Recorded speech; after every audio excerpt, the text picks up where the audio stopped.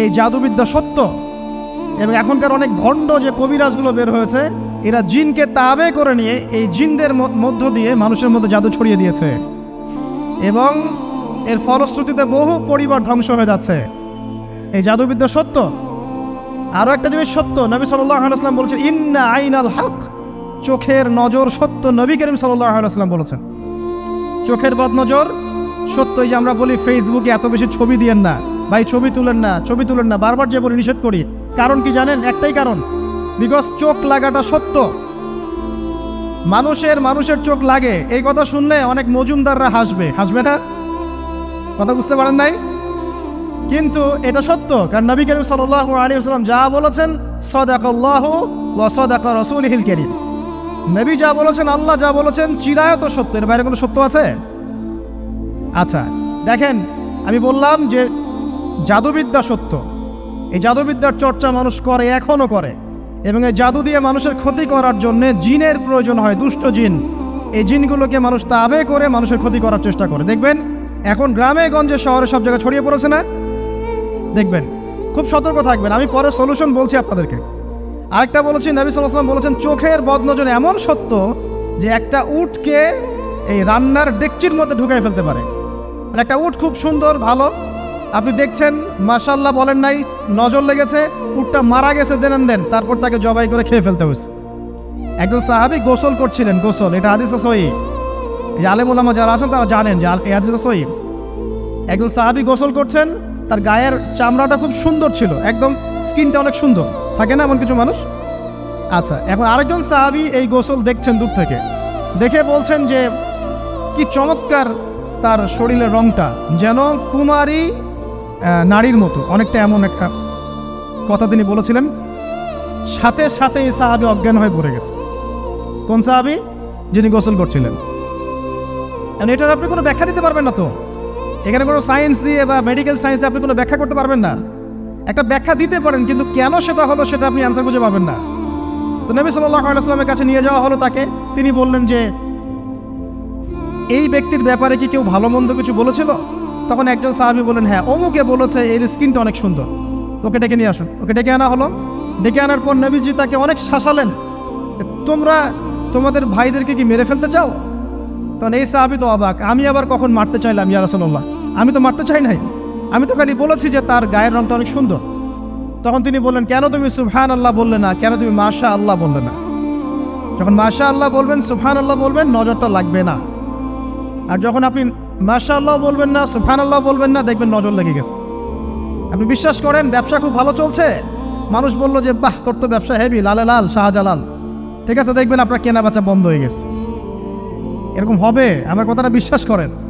এটা কিন্তু সায়েন্স প্রমাণ করতে পারবে না, আল্লাহ এবং তার রাসূল বলেছেন, তার উপরে কোনো সত্য নেই। আছে সূরা কাহফ 29 নম্বর আয়াত পড়ে দেখেন, আল্লাহ পাক বলছেন ওয়াকুলিল হাক্কু মির রাব্বিকুম, সত্য সেটাই যা তোমার রবের পক্ষ থেকে আসে। ফামান শাআ ফালইউমিন, যার ইচ্ছা হয় বিশ্বাস করুক, ওয়ামান শাআ ফালইয়াকফুর, যার ইচ্ছা হয় সে অস্বীকার করুক। এই কারণে আমরা বলি ফেসবুকে এত বেশি ছবি দেওয়া, এই আই ওয়াশ করা, এই যে শোডাউন করা, হ্যাঁ, ইসলামের কিছু কাজ করলেন একদম মানুষকে না দেখাইতে পারলে ঘুম হচ্ছে না, এগুলো বন্ধ করেন, এগুলো বন্ধ করে দেন আল্লাহর ওয়াস্তে। অফলাইনে কাজ করেন, নিজেকে গোপন করার চেষ্টা করেন। যত বেশি মানুষের কাছে নিজেকে এক্সপোজ করবেন, কাজের বরকত কমে যাবে, কাজের বরকত কমে যাবে, চোখ লাগবে, নজর লাগবে। এবং চোখ লাগা বদ নজরে বহু আলেম আস্তে আস্তে মাঠ থেকে মাইনাস হয়ে গেছে না? যায় নাই? এখন কি আলেমদের সংখ্যা বেশি না কম? যত দিন যাবে আলেমের সংখ্যা আরও কমে যাবে। নবীজি বলেছেন আলেমদের সংখ্যা কমতে থাকবে, মানুষ জাহেলদেরকে আলেম বানিয়ে নেবে। তো প্রিয় ভাইরা, জাদুবিদ্যা সত্য, চোখের বদনজর সত্য, রাতের এই অনিষ্টগুলো সত্য, রাতের বেলা অনেক ক্ষতি আছে। এই জন্য নবীজি বলছেন বাচ্চাদেরকে বাইরে বের করো না, এবং তোমরাও রাত যখন গভীর হবে তখন এদিক ওদিক ঘোরাফেরা করো না। দেখবেন রাত যত গভীর হয় আমাদের শহরগুলো তত জীবিত হয়, তাই না? তাই না? রাত যত গভীর হচ্ছে শহর তত জীবিত হয়। চায়ের দোকানে আড্ডা বেশি, ওই সিনেমা দেখছে, টিভি দেখছে, ক্যারাম খেলছে, লুডো খেলছে, ঘুম নাই। ঘুম কখন? ফজরের আগে আগে। ফজরের নামাজ কিন্তু নাই, ফজরের ঠিক আগে আগে আবার ওই যে জোহরের নামাজের সঙ্গে উঠতেছে। এখন আমাকে বলেন, এরকম জেনারেশনকে দিয়ে কি আসলে ইসলামের কোনো খেদমত হবে? আচ্ছা, নবীজি রাতের বেলা আর্লি ঘুমাতেন, আল্লাহ পাক আমাদের সবাইকে তাড়াতাড়ি ঘুমানোর তৌফিক দান করুন। হ্যাঁ, আপনি ইলম চর্চা করলে রাত জেগে থাকতে পারেন, আপনি যদি জ্ঞান চর্চা করেন রাত জাগতে পারেন, আপনি কোনো গবেষণা করছেন, নামাজ পড়ছেন বা কোরআন হেফজ করছেন, আপনি রাতের আর্লি উঠবেন, এটা আলাদা বিষয়। কিন্তু কমনভাবে আমাদের এই যে ফেসবুক, ইউটিউবিং ইত্যাদিতে আমরা লিপ্ত থাকি, সারা রাতটা কাটাই আড্ডাবাজি করে, এগুলো বন্ধ করতে হবে। এগুলো বন্ধ না করলে ফিজিক্যালি আমরা মানে সুস্বাস্থ্যের অধিকারী হতে পারবো না। সারা দিনটা আমাদের একটা কি বলবো অলসতার ভাবে যাবে এবং দিনের বেলা কাজগুলো ব্যাহত হবে। এতে করে আমাদের উম্মার এই পুরো বড় যে তরুণ প্রজন্ম আছে এদেরকে আপনি সম্পদে পরিণত করতে পারবেন না। তাই এই সিস্টেমটা চেঞ্জ করা দরকার। নবীজি রাতের বেলা এই সূরা বাকারার শেষে 3টা আয়াত তেলাওয়াত করতেন, আমরা করবো ইনশাআল্লাহ। আরেকটা আমল বলে দেই, নবী করিম সাল্লাল্লাহু আলাইহি ওয়াসাল্লাম রাতের বেলা সূরা মুলক তেলাওয়াত করতেন। কোন সূরা এটা? কোন সূরা? তাবারাকাল্লাযী বিয়াদিহিল মুলক। কয়টা আয়াত আছে? 30টা আয়াত আছে। নবীজি বলেছেন সাল্লাল্লাহু আলাইহি ওয়াসাল্লাম এই সূরা আপনাকে কবরের আযাব থেকে বাঁচাবে। কবরের আযাব থেকে তো ভাই বাঁচা খুব সহজ নাকি? আমাদের মধ্যে এমন কেউ নাই, শোনেন, আমাদের মধ্যে এমন কেউ নাই আলেম জালেম মুফতি মুহাদ্দিস রাজনৈতিক নেতা পলিটিশিয়ান বিরোধী দল জাতি তারপরে যে সরকার দল যে আছে না কেন কবরের শাস্তি ফেস করবে না এমন একটা মানুষ নাই, কেউ নাই পৃথিবীতে। এই যে আপনি দেখছেন ওই যে কি ইসরায়েলের প্রধানমন্ত্রী, ওই রাশিয়ার প্রধানমন্ত্রী, ওই চায়নার সভ্যতা, পশ্চিমা সভ্যতা, এমন কেউ নাই পৃথিবীতে এখন যাকে কবরের শাস্তি ভোগ করতে হবে না। আছে? সবচেয়ে লঘু শাস্তি মানে লঘু চাপ, এটা বলতে গেলে আসলে আমি ভাষা হারাই ফেলি। তারপরে বলছি আল্লাহ পাক আমাদের সবাইকে হেফাজত করুন, আমিন। একজন সাহাবীর নাম সাদ বিন মুয়াজ। কি নাম? নবী করিম সাল্লাল্লাহু আলাইহি ওয়াসাল্লামের সাথে একদম ডান হাত হয়ে যুদ্ধ করেছেন দীর্ঘদিন। বদর তিনি বীর সেনা, উহুদের বীর সেনা, ঠিক আছে। খন্দকের যুদ্ধেও বীর বিক্রমে যুদ্ধ করেছেন। তিনি আনসার সাহাবী, একদম মদিনার নেতা সাহাবী। সব সাহাবী কিন্তু একরকম নন, কেউ ছিলেন নেতৃস্থানীয় সাহাবী, তিনি ছিলেন একজন নেতৃস্থানীয় সাহাবী, ঠিক আছে। সাদ বিন মুয়াজ নবী করিম সাল্লাল্লাহু আলাইহি ওয়াসাল্লাম এত ভালোবাসতেন তাকে, এত ভালোবাসতেন যে তাকে নিজের মনে করতেন যে সাদ বিন মুয়াজ আনসাররা আমার নিজের। চারটাখানি কথা। এই সাহাবীর খন্দকের যুদ্ধে এই যে হাতের এই দিকে সম্ভবত হাতের এই রগের মধ্যে একটা তীর এসে লাগে এখানে, এবং তীরটা তিনি বের করতে গিয়ে রক্তটা ছিঁড়ে যায়। এরপর ফিনকি দিয়ে রক্ত বের হওয়া শুরু হয়। চিকিৎসা করে রক্ত বন্ধ করা যায় নাই, এবং এই রক্তের প্রবাহিত রক্তেই আল্লাহর ইচ্ছায় তিনি শাহাদাত বরণ করেন, তিনি ইন্তেকাল করেন।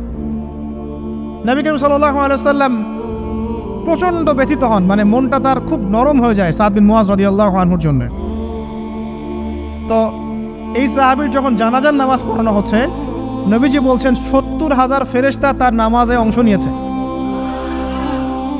আর এই সাহাবীকে যখন কবরে শোয়ানো হয়েছে, নবী করিম সাল্লাল্লাহু আলাইহি ওয়াসাল্লাম পরে জানিয়েছেন কবরের যে মৃদু চাপ, সাদ বিন মুয়াজ রাদিয়াল্লাহু আনহুর কবরেও সেই মৃদু চাপ দেওয়া হয়েছে।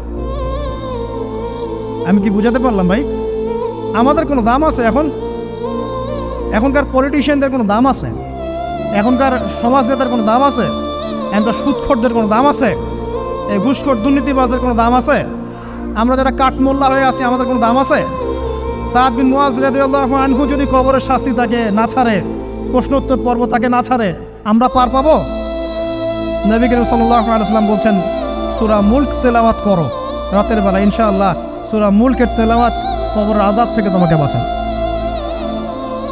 আর আমাদের তো ভাই কবরে সবাই সাথে যাবে না, গার্লফ্রেন্ড যাবে না, বাপ মা ভাই বোন সবাই যাবে না। একজন ব্যক্তি সুদ খাচ্ছে, জিজ্ঞাসা করে দেখেন কেন খায়, বলবে তার সন্তানের জন্য খায়, তার বউয়ের জন্য খায়, তার মা বাবাকে দেখতে হবে তাই খায়, তাই না? একজন ব্যক্তি ঘুষ খায়, বলবে আমার পরিবারের জন্য খাই। একজন দুর্নীতি করছে, পুকুর চুরি করছে, বলবে দুর্নীতি করছে আমার পরিবারের জন্য খাই, পরিবার ভালো থাকবে। সবার একই এক্সকিউজ যে পরিবার যেন ভালো থাকে, আমার সন্তানরা যেন ভালো থাকে, আগামী প্রজন্মের জন্য কিছু রেখে যেতে পারি, তাই না? এরকম একটা মানুষও কি আপনার সাথে কবরে যাবে? আর এই বোকা মানুষ কেন বোঝে না যে আপনার কবরে আপনাকেই যেতে হবে? তাহলে আপনি কি কারণে অন্যের কারণে নিজের পরকাল নষ্ট করছেন? অন্যের সুখের জন্য আপনি আপনার পরকাল নষ্ট করছেন। সুদ খাচ্ছেন, দিব্যি মায়ের সাথে জেনা করছেন। আপনাদের এলাকায় নাকি সুদের সমস্যা অনেক বেশি। কয়েকটা হাদিস বলে দেই, আমি ওদেরকে আক্রমণ করতে আসি নাই, আমি শুধু তাদেরকে 3টে হাদিস শোনাতে এসেছি। 1 নম্বর হাদিস শোনেন। আল্লাহর নবী মুহাম্মদ সাল্লাল্লাহু আলাইহি ওয়াসাল্লাম বলেছেন, সুদের পাপের 73টা শাখা আছে। কয়টা? কোনো হাদিসে 70টাও আছে, কোনো হাদিসে 73টা আছে। বলছেন যে সবচেয়ে নিচের শাখাটা হচ্ছে, সুদের পাপের সবচেয়ে নিচের শাখা হচ্ছে যে যেন কোনো ব্যক্তি তার মাকে রেপ করলো, তার মাকে ধর্ষণ করলো। 1 দিরহাম যে ব্যক্তি সুদ খায়, সহিহ বুখারীতে আরেকটা হাদিস এসেছে, সে যেন 36টা মেয়েকে ধর্ষণ করলো। আর আমি একটা কথা বানায় বলছি না, যদি বিশ্বাস না হয় কওমি মাদ্রাসা আছে, আলেম ওলামা আছে, গিয়ে বুখারী খুলতে বলেন, পড়তে বলেন, তাহলে একবার পড়তে বলেন, দেখেন যদি না থাকে তাহলে আমাকে এর সাথে থাপ্পড় দিয়ে দেয়। যদি না থাকে হাদিস এটা, তাহলে আমার গালে একটা থাপ্পড় দিয়ে যায়। আর যদি থাকে তাহলে আল্লাহর রাস্তায় সুদ খাওয়া ছেড়ে দেন। কোনটা করবেন? চ্যালেঞ্জ করবেন? নবীজি বলেছেন, 1টা দিরহাম যে ব্যক্তি সুদ খায়, দিরহাম মানে কি? রৌপ্য মুদ্রা। এটা এখন দেখতে পারবেন না, জাদুঘরে আছে।